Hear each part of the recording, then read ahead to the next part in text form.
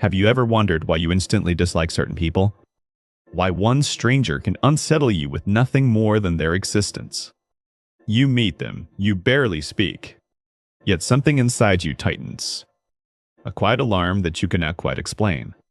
Most people assume the answer is simple. That person is annoying. That person is arrogant. That person is too much. But Carl Jung discovered something far stranger. The people who trigger you are not random. They are deeply specific. And the part of you they activate is the part you have spent your whole life hiding from yourself. Most adults avoid this question completely. It is easier to blame the trigger than to study it, easier to react than to reflect. We tell ourselves the other person is the problem, their tone, their face, their confidence, their weakness. This protects us from a much more uncomfortable truth. The trigger is not coming from them. The trigger is coming from inside you. If you have ever felt strong dislike for someone who did nothing obviously wrong, pay attention. You have just met a messenger. Jung said that strong emotional reactions to other people are never about them alone. They are about something unfinished within yourself. Imagine a quiet room. A new person walks in. Within seconds, your body has already decided how it feels. Notice how fast that judgment forms. Faster than thought. Faster than reason. That speed is the signature of the unconscious. Something inside you recognized something inside them, and it reacted before your conscious mind had time to vote. This is the part most modern advice never addresses. The unconscious has its own intelligence, and it is not always working for you. When you understand this, your triggers stop feeling like attacks. They start feeling like invitations into the deeper parts of yourself. Carl Jung spent decades studying this exact pattern in his patients. He noticed something nobody could explain. People kept hating specific traits in others, the same traits, over and over, across decades of life. The arrogant friend, the needy coworker, the cold parent, the boastful stranger, the same flavor of person reappearing.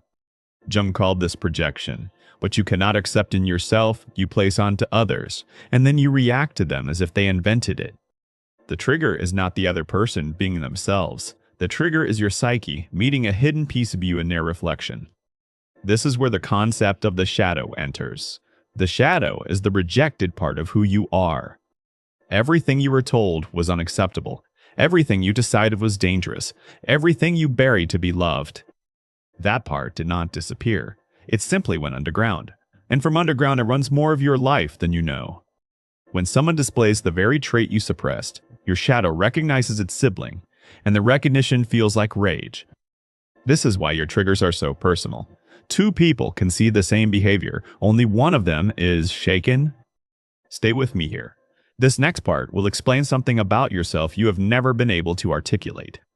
The trait you most despise in others is almost always a trait you secretly fear in yourself, or one you have forbidden yourself from expressing.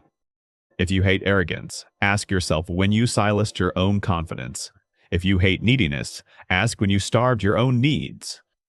If you hate weakness, ask which part of you was never allowed to be soft. If you hate selfishness, ask whose needs you always abandoned. The mirror is uncomfortable because it is accurate. The trigger is not random, it is precise.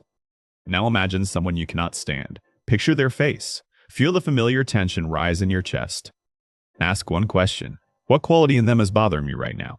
Name it in one word. Loud, cold, fake, weak, greedy, pretentious. Whatever the word is, write it down somewhere private. That word is not a description of them. That word is a doorway into the room of yourself you have locked. Jung wrote that the gold is hidden in the darkness. The very thing you cannot tolerate is where your buried power lives. There is a deeper layer to this most people miss. Sometimes you are not triggered by a flaw at all. Sometimes you are triggered by someone embodying a trait you secretly want to express, but never gave yourself permission to.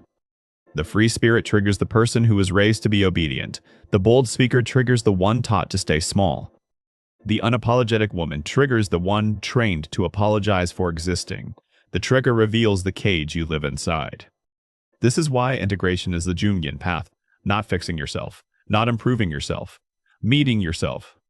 Comment below with one word, the single trait you cannot tolerate in others right now. Just one word. That word is your starting point. It is the first thread to follow into the deeper question of who you actually are. Stay with this. Because what comes next changes how you see every difficult person in your life. There is a method Jung used with his patients that takes only 10 minutes per day. It is deceptively simple.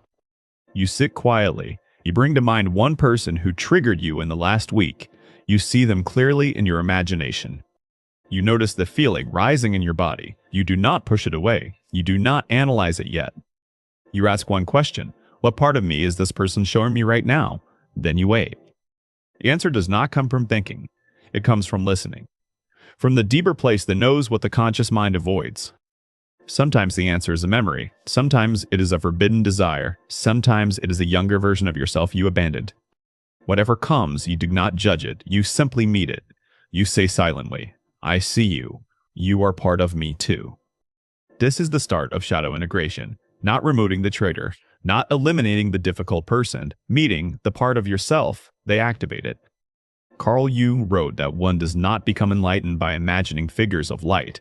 One becomes enlightened by making the darkness conscious. The triggers you have been running from are not curses. They are guides. They are pointing exactly where the work lives. If you have ever noticed yourself doing this, you are not broken. You are encountering the part of yourself Jung called the shadow. The shadow is not evil. The shadow is exiled, and what is exiled cannot be integrated until it is welcomed home. When you stop blinging the trigger, something quiet happens inside you. The reaction loses its grip. You still notice the person, you still see their behavior, but the charge fades. The compulsion to react fades. This is what Jung meant by individuation, the slow process of meeting every disowned part of yourself. Not to become a person without preferences, but to become a person whose reactions no longer rule them. The work is not to stop being triggered overnight. The work is to use each trigger as a doorway. Each difficult person becomes a teacher. Each unbearable trait becomes a question. Each strong reaction becomes a map. This is the part most people resist. They want the trigger to go away. They want the difficult person to disappear. But the trigger is doing exactly what it was designed to do. It is pointing at the work waiting for you. Picture this. You walk into a room. The familiar person is there, the one who always unsettles you. Old you would brace. Old you would build the case against them in your head. Old you would leave feeling drained. New you pauses. New you feels the rise. New you asks the inner question, what is mine in this? You may not get an answer immediately, but the pause itself changes something. The reaction has stopped owning you. Over weeks of this practice, something shifts. You start meeting people without armor. You start recognizing your own reflection in everyone. The world stops feeling like a series of attacks. It starts feeling like a series of revelations. This is what the Jungian path offers. Not the absence of difficult people, the end of being controlled by them. There is a final question you must sit with. It is the deepest version of the original one. Not why do certain people trigger me, but who would I have to become if I integrated what they are showing me? That question cannot be answered with thinking. It can only be answered with practice, with time, with honesty. Tonight, before sleep, do this one thing. Write down 3 people who triggered you this week. Beside each name, write one quality about them that bothered you. Read the list tomorrow morning slowly. You are not looking at 3 difficult people. You are looking at 3 exiled pieces of yourself. The faces in front of you are not the lesson. The pattern across them is. That pattern is your shadow speaking. Most people will never read that list. Most people will keep blaming the mirror for what it reflects. But you are not most people. You are someone who chose to ask the deeper question. That choice already changes everything. Your shadow is not your enemy. It is your messenger. It carries the gold you have been searching for in the world. The work is to listen. The work is to stop running. The work is to bring every exiled piece home. If this opens something in you, follow this channel. The Archetype code is the slow work of meeting yourself. Not the performance. Not the persona. The whole self. The one you were before the world told you who to be.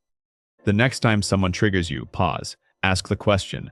Then walk through the door they just opened. Because the answer to why certain people trigger you was never about them. It was always about you returning to yourself.